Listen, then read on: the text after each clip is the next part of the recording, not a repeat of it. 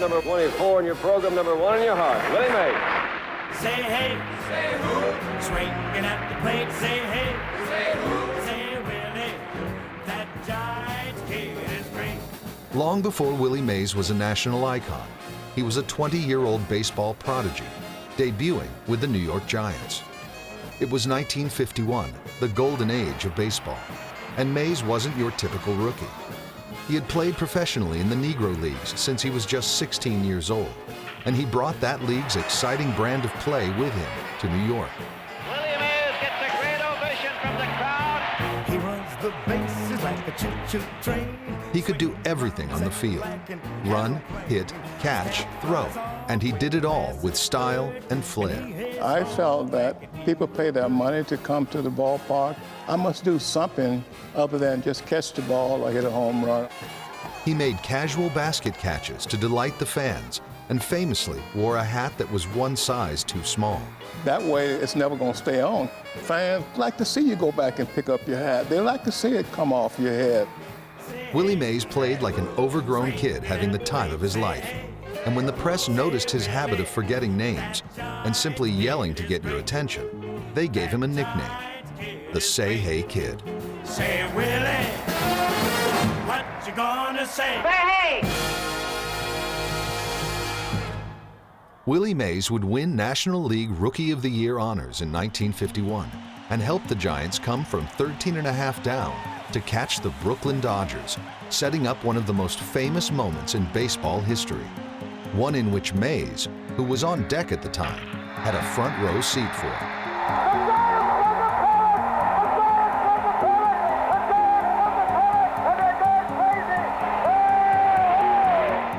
When Bobby hit the home run, I was the last guy to get to home plate. Everybody else was there shouting. I'm saying, my God.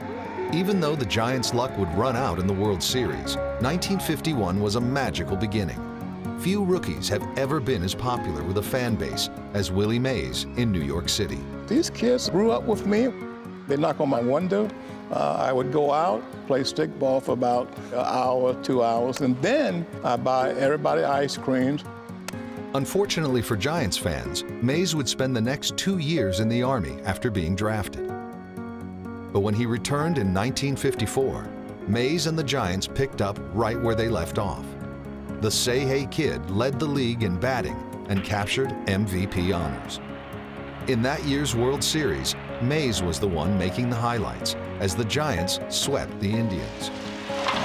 There's a long drive, way back in center field, way back, it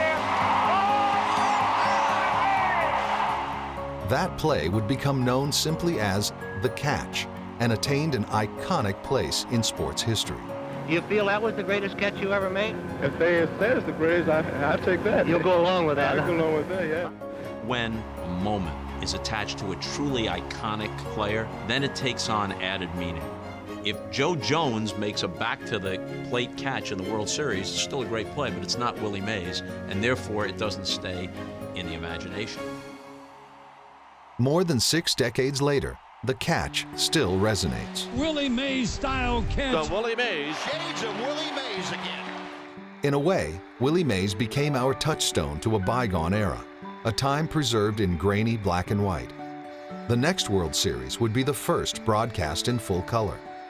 And 3 years after that, in 1958, came the unthinkable. The Giants left New York City and moved west to San Francisco.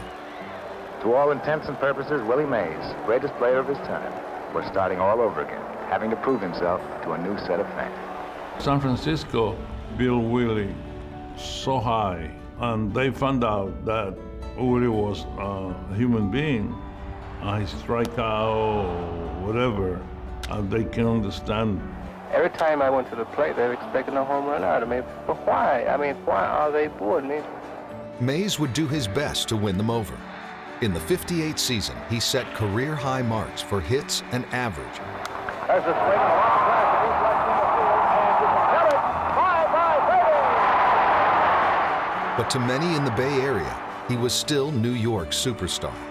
And Mays' everyday excellence was lost on fans expecting legendary moments. I just went on and played my game. I kept my mouth closed. I never did say anything about anything, but, you know, that's just where it was, you know, in those days, you know. On April 30th, 1961, Mays delivered his first iconic San Francisco moment. The 2-0 delivery, and Mays sends another one. It's going far up into the center field bleachers. Willie Mays has tied a record, 4 home runs in a game. 4 home runs. It's only maybe 8 or 9 guys have did that, but I'm so happy that I could be a member of a club like that it's not even funny. And then the next year, Willie Mays led San Francisco to the pennant, hitting a game-winning home run on the last day of the regular season to move the Giants into a first-place tie with the Dodgers. He followed that with a dominant performance in a 3-game tiebreaker series to send his club to the World Series. That was more fun to me than hitting 4 home runs. I would sit in my locker and just laugh. When we did win the pennant down in L.A., we came back home, and I would say just about all the people in San Francisco was at the airport.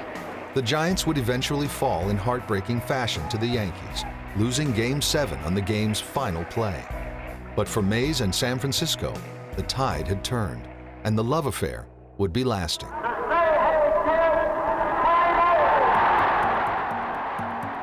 Mays' popularity on both coasts helped him transcend sports. The Say Hey Kid was a media darling and a regular sight on popular TV shows of the era. Fans couldn't get enough of Willie Mays, and throughout the mid to late 60s, he continued to play brilliantly, winning another MVP award in 1965, and passing milestone after milestone on his way towards baseball immortality. Mays hits it into left field. There goes number 3000. Willie Mays has done it again. He has brought the baseball world to a standstill. For a while, it even looked like it would be Mays, not Aaron, who would pass Babe Ruth's all-time home run record. It's gone. It's a home run. Number 599 of Mays' career. But all those years of all-out play had begun to take their toll, and soon, even taking the field at times became difficult. As you become slower, you will... Don't use that word, less fast. What's that? All right. Okay, all right. Then, in May of 1972, with the Giants rebuilding, they shipped their aging superstar back to the city where it all began, trading Willie Mays to the Mets. Baseball fans in the Eastern Metropolis will tell you this is his hometown. Mays played sparingly in his 2 seasons in Queens, but did get another shot at the Fall Classic, as the Mets would make the World Series in 1973. It is down into the middle. It's going to be a base hit, and the Mets take the lead by a score of 7-6 as Willie Mays singles through the middle.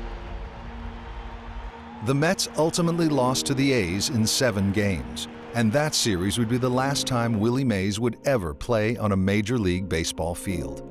At 42 years old, the Say Hey Kid would walk away from the game he loved. The game of baseball has been great to me. Something that I never feel that I would ever quit baseball. But as you know, it always comes a time for someone to get out. And I look at the kids over here, the way they are playing, and the way they are fighting for themselves, tells me one thing. Willie, say goodbye to America. Thank you very much. In 1979, Willie Mays was inducted into Cooperstown. The Say Hey Kid was a first-ballot Hall of Famer and one of the most iconic players the game has ever seen. The Giants Say Hey Kid, Willie Mays. Over his 23-year career, Willie Mays won Rookie of the Year honors, 2 MVP awards, and amassed 3,293 hits. He hit 660 home runs to go along with his 24 All-Star selections and 12 Gold Glove awards. But in a sport that cherishes numbers, as extraordinary as his were, they somehow still seem inadequate when describing the brilliance of the Say Hey Kid. Baseball is just a wonderful game. Every time I went on the field, I enjoyed what I was doing. And I enjoyed throwing out people. I enjoyed hitting a home run. I gave everything I had.